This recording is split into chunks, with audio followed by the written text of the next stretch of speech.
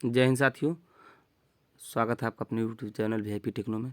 साथियों, आज हम लोग बात करेंगे आईटीआई अनुदेशक की जो वैकेंसी निकली है, जिसका पेपर होना अभी बाकी है, उसके प्रैक्टिस सेट 2 के बारे में। ठीक है, हम लोग प्रैक्टिस सेट 1 डिस्कस कर चुके हैं। आज हम लोग प्रैक्टिस सेट 2 डिस्कस करेंगे। तो चलिए हम लोग वीडियो शुरू करते हैं। वीडियो शुरू करने से पहले अगर आप लोग हमारे चैनल पर नए हैं तो चैनल को सब्सक्राइब करके बेल आइकन को दबा लीजिएगा। ठीक है, चलिए हम लोग वीडियो शुरू करते हैं और 1 नंबर क्वेश्चन देखते हैं।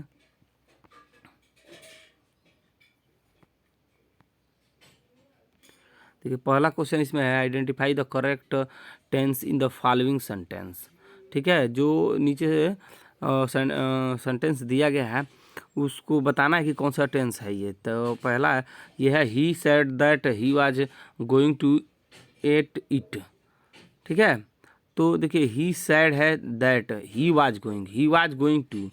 ठीक है, तो he subject plus was were plus कर्ता में आईएनजी लगा रहेगा तो कौन सा टेंस होगा? तो ये पास्ट कंटिन्यूअस टेंस होगा।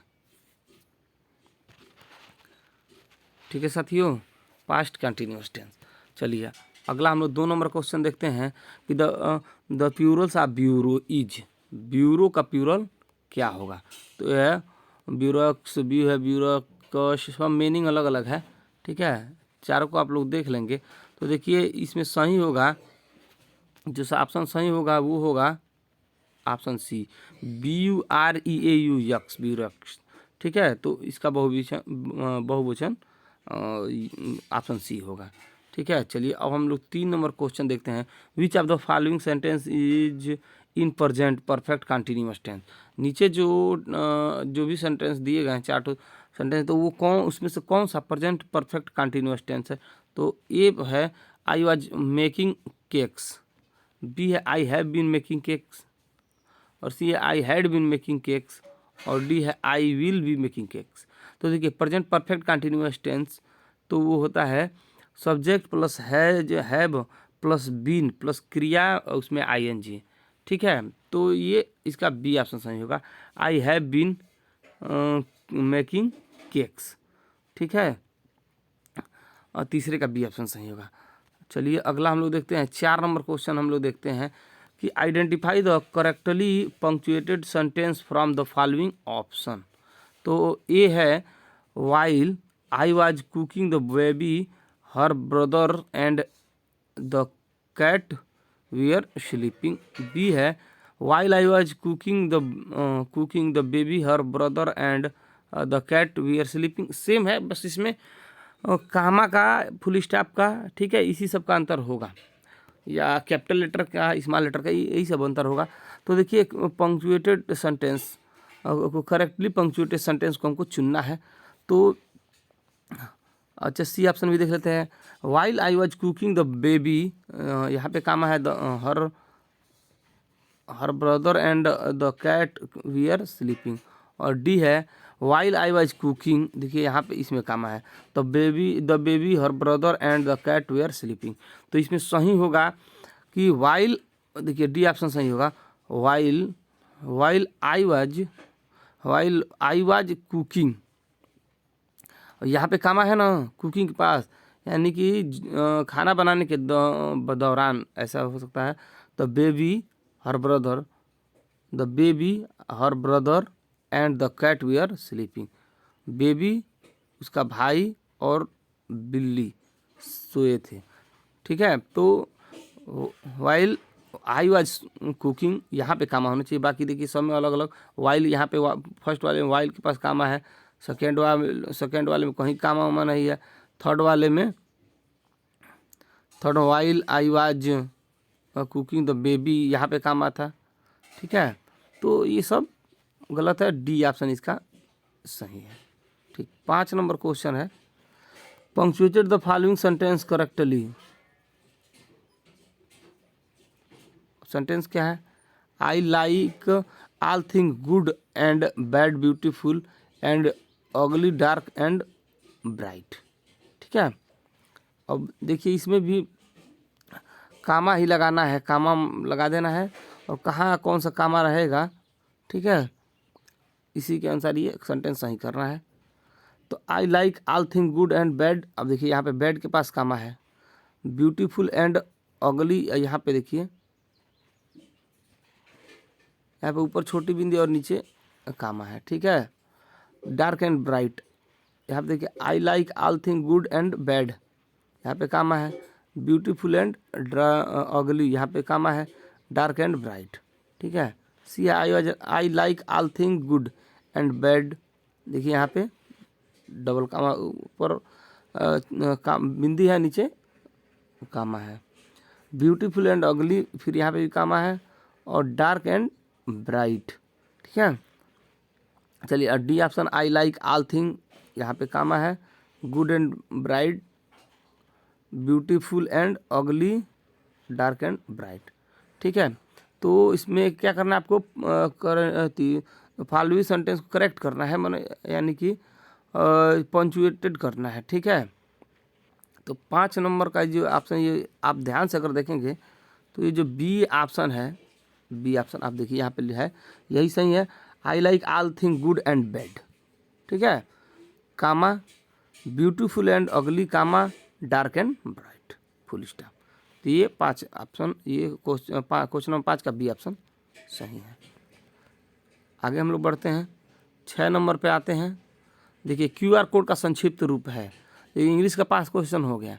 अब हम लोग करेंगे 20 क्वेश्चन कंप्यूटर के, ठीक है। क्यूआर कोड का संक्षिप्त रूप है, ए है क्वेश्चन रिस्पांस, बी है क्विक रिस्पांस, और सी है क्वेश्चन रिक्वेस्ट, और डी है क्विक रिक्वेस्ट, ठीक है। तो क्यूआर कोड जो आपका होता है उसका संक्षिप्त रूप होता है क्विक रिस्पांस, ठीक है। बी ऑप्शन इसका सही है। 7 नंबर जो क्वेश्चन है, 7 नंबर यहाँ पे ईमेल संदेशों के स्टोरेज एरिया को क्या कहते हैं।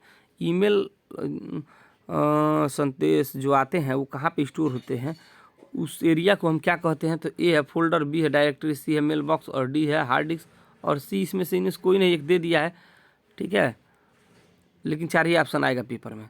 तो उसको हम लोग, सही ऑप्शन होगा सी, मेल बॉक्स। सारे मैसेज जो आते हैं वो मेल बॉक्स में रहते हैं, ठीक है। अब 8 नंबर क्वेश्चन है, देखिए 8 नंबर क्वेश्चन है ईमेल का आविष्कार किसने किया। ईमेल का आविष्कार किसने किया। तो जो ईमेल है, इलेक्ट्रॉनिक मेल, उसका आविष्कार देखिए ऑप्शन है टिम बर्नर्स-ली, बी है जोन्स गोलिंग, सी है बिंटन सर्फ, और डी है बी शिवा अय्यादुराई, ठीक है।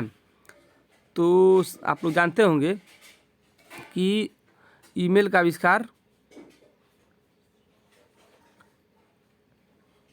बी शिवा अय्यादुराई ने किया था, ठीक है। ये भारत के ही रहने वाले हैं, ठीक है, लेकिन ये अब भारतीय मूल के अमेरिकी हो गए हैं, ठीक है।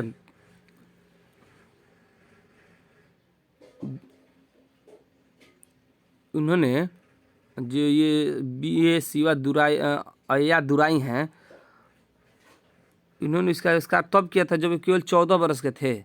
14 वर्ष की छोटी आयु में इन्होंने इसका आविष्कार कर दिया था। और इनका जो जन्म है वो मुंबई महाराष्ट्र के एक तमिल परिवार में हुआ था। 1982 में अमेरिकी सरकार ने इन्हें ईमेल सिस्टम के जनक के तौर पर मान्यता दी थी 1982 में, ठीक है। और इन्हें ईमेल का कॉपीराइट भी प्रदान किया। अब ये अमेरिकी मूल के भारतीय हैं, अमेरिका के निवासी हो गए हैं, भारतीय मूल के। 9 नंबर क्वेश्चन है मोबाइल के जरिए धनराशि के अंतरण को क्या कहते हैं। मोबाइल के जरिए अगर आप धनराशि पैसा ट्रांसफ़र कर रहे हैं तो उसको क्या कहते हैं। तो ए है IFSC, और बी है ATM, और सी है IMPS, और डी है IFS, ठीक है। तो मोबाइल के द्वारा जो तुरंत पैसा ट्रांसफ़र किया जा रहा है उसको IMPS कहते हैं। इसका सी ऑप्शन सही है, IMPS कहते हैं, ठीक है, सी ऑप्शन सही है। IMPS का फुल फॉर्म होता है इमीडिएट पेमेंट सर्विस, ठीक है, इमीडिएट पेमेंट सर्विस। देखिए एटीएम से भी पैसा ट्रांसफ़र होता है, लेकिन वो उसके लिए मशीन की आवश्यकता होती है। इसमें क्या कर रहा है, मोबाइल के जरिए कह रहा है धनराशि के अंतरण को, ठीक है, केवल मोबाइल के जरिए। चलिए 9 नंबर क्वेश्चन हो गया। अब हम लोग आगे बढ़ते हैं, 10 नंबर क्वेश्चन पे आते हैं हम लोग। निम्न से कौन सा कार्य इंटरनेट बैंकिंग के माध्यम से नहीं किया जा सकता है? ए है ऋण के लिए आवेदन, बी है खाते से नकद निकालना, सी है खाते का विवरण देखना, और डी है हाल ही के कार्य विवरण देखना। तो इंटरनेट का काम नहीं है, बी ऑप्शन सही है इसमें, खाते से नकद निकालना।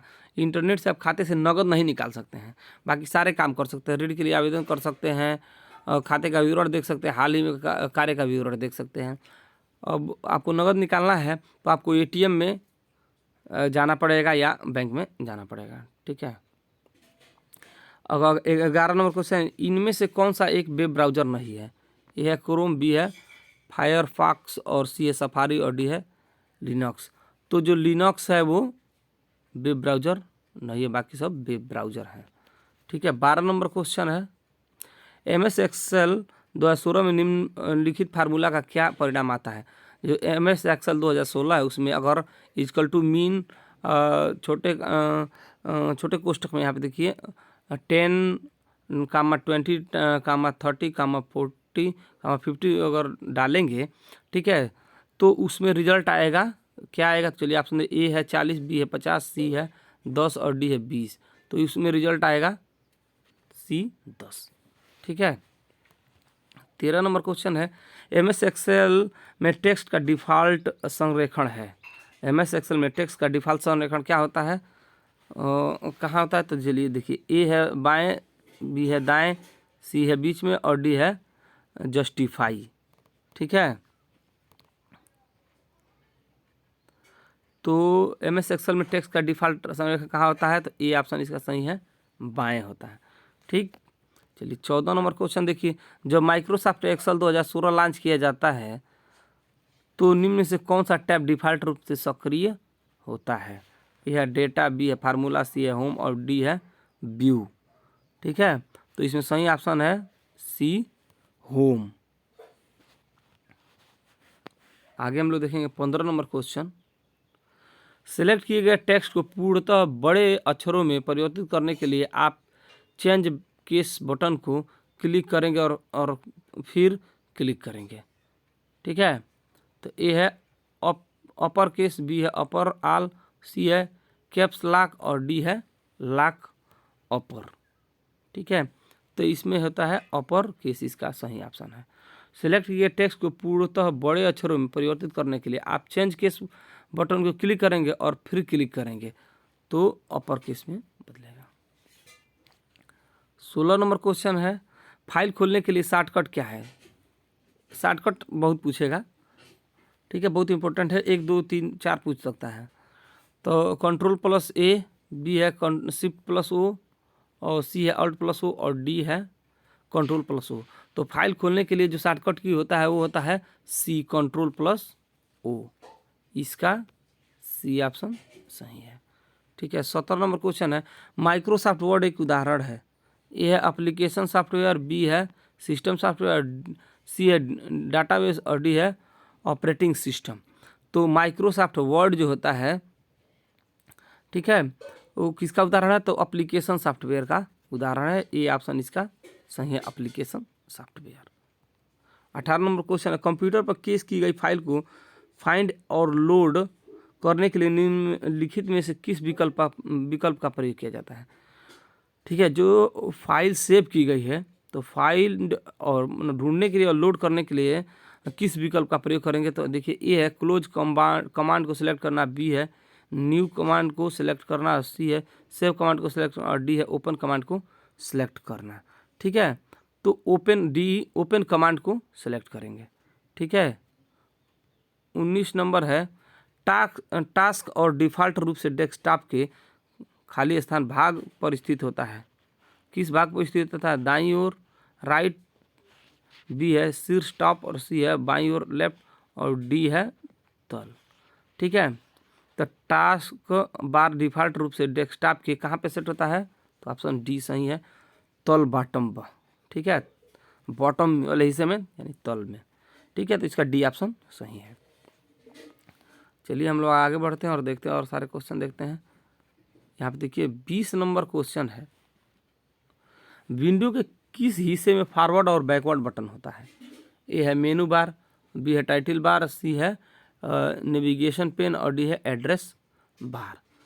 तो जो विंडो होता है उसके पूछ रहा है किस हिस्से में फॉरवर्ड और बैकवर्ड बटन होता है, तो एड्रेस बार में फॉरवर्ड और बैकवर्ड बटन होता है। अगला क्वेश्चन 21 नंबर है, निम्नलिखित में से किस किस्म के प्रचालन तंत्र में कई प्रयोक्ताएं एक समय में एक साथ कार्य कर सकते हैं। ठीक है, तो ए है मल्टी प्रोसेसर प्रचालन तंत्र, बी है मल्टी यूजर प्रचालन तंत्र और सी है मल्टीटास्किंग प्रचालन तंत्र और डी है डेस्कटॉप प्रचालन तंत्र। देखिए तो हिंदी थोड़ा कठिन होता है, इंग्लिश होता तो और आप जल्दी से इसको समझ लेते हैं। इसका सही ऑप्शन है मल्टी यूजर प्रचालन तंत्र। ठीक है, मल्टी यूजर प्रचालन तंत्र। 20 नंबर क्वेश्चन है, 22 नंबर, ऑपरेटिंग सिस्टम एक प्रकार का है, क्या है operating system. A application software, B utility software, C है सिस्टम सॉफ्टवेयर और डी है हार्डवेयर। ठीक है, तो ऑपरेटिंग सिस्टम जो होता है वो क्या होता है, आपका सिस्टम सॉफ्टवेयर होता है। सी ऑप्शन इसका सही है। 23 नंबर क्वेश्चन है, निम्न से कौन सा नेटवर्क लैन से बड़ा है लेकिन बैन से छोटा है। लैन से बड़ा है लेकिन बैन से क्या है, छोटा है, कौन सा नेटवर्क। ठीक है, यही क्वेश्चन पूछा है। तो ए है कैन, डी है मैन और सी है गैन और डी है पैन, यानी कि CAN, MAN, GAN और PAN, ये 4 ऑप्शन है। ठीक है, तो कौन सा नेटवर्क है जो लैन से बड़ा है लेकिन बैन से छोटा है, सही ऑप्शन है बी, बी ऑप्शन सही है, MAN मैन। ठीक है, अगला है 24 नंबर क्वेश्चन है, ऑप्टिकल कैरेक्टर रीडर यानी OCR किसका एक उदाहरण है। ऑप्टिकल कैरेक्टर रीडर OCR किसका उदाहरण है। आउटपुट डिवाइस है, इनपुट डिवाइस है, इंटरफेस डिवाइस है और स्टोरेज डिवाइस है। तो आप सभी लोग जानते हैं कि जो OTR होता है वो इनपुट डिवाइस है, इसका बी ऑप्शन सही है। ठीक है, 25 नंबर क्वेश्चन है, कंप्यूटर में डाटा का किस रूप में भंडारण होता है। तो ऑक्टल, ए, बी हेक्साडेसिमल, सी डेसिमल और डी बाइनरी। तो कंप्यूटर का डाटा किस रूप में भंडारण होता है, तो बाइनरी रूप में भंडारण होता है, इसका डी ऑप्शन सही है। 26 नंबर क्वेश्चन है, निम्न में से कौन सा निवारक उपकरणों का सिद्धांत व व्याख्या युग्म सही नहीं है। ठीक है, कौन सा जो नीचे 4 ऑप्शन दिए गए वो निवारक उपकरणों का सिद्धांत व व्याख्या सही युग्म नहीं है। ठीक है, तो ये है प्रथम सिद्धांत चयन में हस्तक्षेपों की महत्ता की स्वीकार्यता, बी है द्वितीय सिद्धांत क्रियाशील एवं अक्रिय निवारण के मध्य निरंतरता, सी है तृतीय सिद्धांत रूपांतरण की महत्ता की स्वीकार्यता और डी है चतुर्थ सिद्धांत पूर्वांकलन एवं मूल्यांकन की महत्ता। ठीक है, तो 26 में डी ऑप्शन इसका सही है, चतुर्थ सिद्धांत पूर्वांकलन एवं मूल्यांकन की महत्ता। ठीक है, चलिए आगे हम लोग बढ़ते हैं। 27 नंबर क्वेश्चन पे हम लोग चलते हैं। 27 नंबर क्वेश्चन, सिर की सुरक्षा की जाती है। देखिए 25 क्वेश्चन 25 तक था क्वेश्चन, उसमें 5 पहले इंग्लिश था, अब 20 कंप्यूटर, यानी 25 खत्म हो गया। अब सेफ्टी वेफ्टी से क्वेश्चन आ रहे हैं। ठीक है, तो 27 नंबर क्वेश्चन है, सिर की सुरक्षा की जाती है किसके द्वारा, हेलमेट के द्वारा, चश्मे के द्वारा, दस्तानों के द्वारा और मास्क के द्वारा। बिल्कुल हलवा क्वेश्चन है, हेलमेट के द्वारा। ठीक है, 28 नंबर क्वेश्चन है, कार्य के लिए असुरक्षित दशा इनमें से कौन सी है। असुरक्षित दशा जहाँ पे सुरक्षा नहीं है। ठीक है, तो ए है तैलीय फर्श, बी है अच्छा प्रकाश और सी है उपयुक्त औजार और डी है उपयुक्त वातायन यानी कि वातावरण। तो कार्य के लिए असुरक्षित दशा है तैलीय फर्श। तैलीय फर्श है तो आप फिसल के गिर सकते हैं, चोट लग सकती है। कि अच्छा प्रकाश है ठीक है, उपयुक्त औजार है बहुत अच्छी बात है, उपयुक्त वातावरण है वो भी बहुत अच्छी है। 29 नंबर क्वेश्चन है, व्यावसायिक बीमारियां व्यक्ति को खास वातावरण डॉट डॉट डॉट यानी खाली स्थान है कार्य करने से होती है। व्यावसायिक बीमारियां कैसे वातावरण में कार्य करने से होती है? तो एक अधिक, बी कम, सी बराबर, और डी है उपयुक्त। ठीक है, तो इसका है अधिक। व्यावसायिक बीमारियां व्यक्ति को खास वातावरण अधिक कार्य करने से होती है।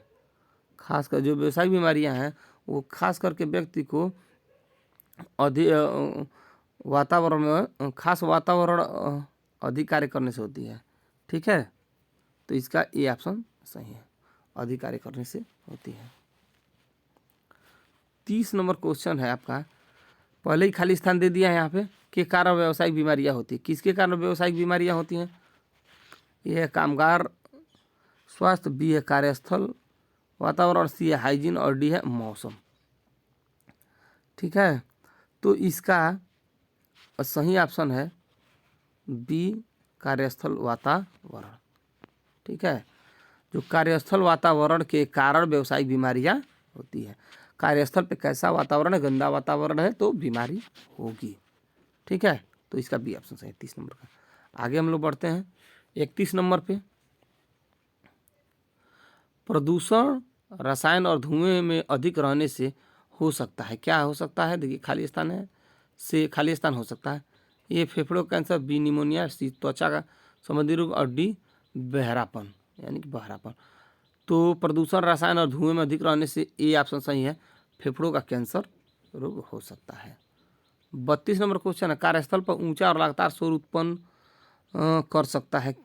क्या उत्पन्न कर सकता है? कौन सी बीमारी उत्पन्न कर सकता है? तो ए है फेफड़ों का कैंसर, बी है निमोनिया, सी त्वचा रोग, और डी बहरापन। तो बहरापन उत्पन्न कर सकता है।